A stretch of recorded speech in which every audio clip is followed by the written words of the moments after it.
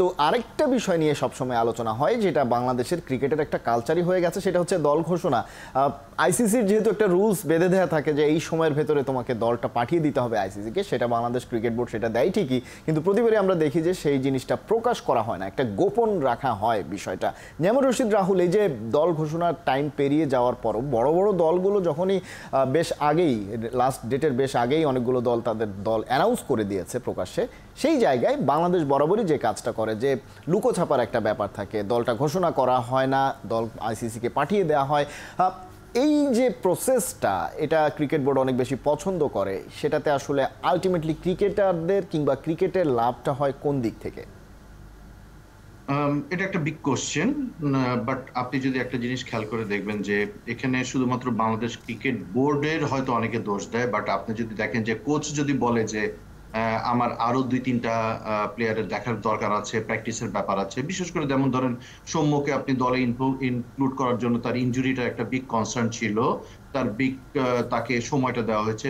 যদিও আমরা সবাই জানি যে সে কিন্তু পুরো ডিপিএল এ খেলতে পারে নাই, পুরো অনেকগুলি ম্যাচগুলি তার অভাব আছে, তাকে দেখার জন্য হয়তো এই সময়টা নিতে পারে। তো এরকম অনেক কিছু হিডেন অনেক কিছু ব্যাপার থাকে যেগুলি হয়তো আমরা জানি না, বাট আমরা দূর থেকে অনেক কিছু অ্যাজিউম করে নিই যে এটা হয়তো এটা হতে পারে।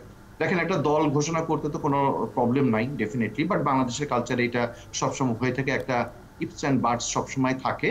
সেক্ষেত্রে শেষ মুহূর্তে যাকে হয়তো আমরা এক্সপেক্ট করি, সেই এক্সপেকটেশনটা হয়তো আনএক্সপেক্টেড ভাবে হয়তো অনেকে ঢুকে যায়।